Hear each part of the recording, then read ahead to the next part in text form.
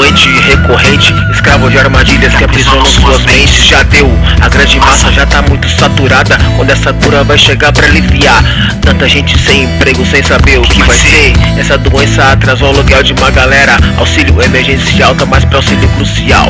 A crise econômica prejudica só os pobres. Quem tá de boa, tá sorrindo, não tá nem aí. Lá do alto do seu prédio, tá seguro, tá safe. O vendedor de acarajé só quer trampar, ele não curte rave. O sustento da família foi parado, congelado. Fomos brincados de viver, fudeu de jeito que tá pra nascer.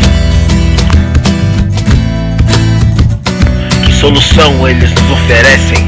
Bajulações, programações e novelas empurram pela nossa garganta só balelas. Sonhos que se foram, dias sem sair, quarentena louca, cansei de refletir, cansei de refletir.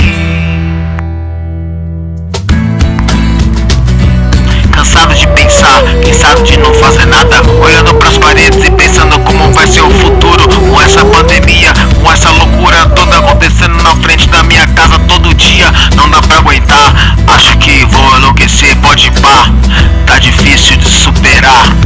Essa doença mexeu com meu bolso, com de todo mundo, aposto que o seu também. Só espero que isso passe e todo mundo fique bem. Pronto pra voltar pra ativa, porque todo mundo tem que trampar. Não pode ficar refém dessa doença que só leva a gente pro fundo do poço. E aí, qual é o esboço dessa situação? Que solução eles nos oferecem? Bajulações, programações e novelas empurram pela nossa garganta só balelas.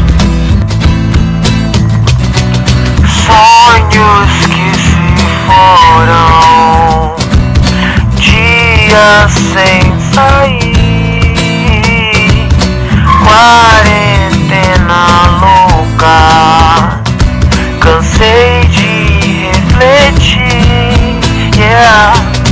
Sonhos que se foram, dias sem sair, quarentena louca, cansei de refletir, yeah.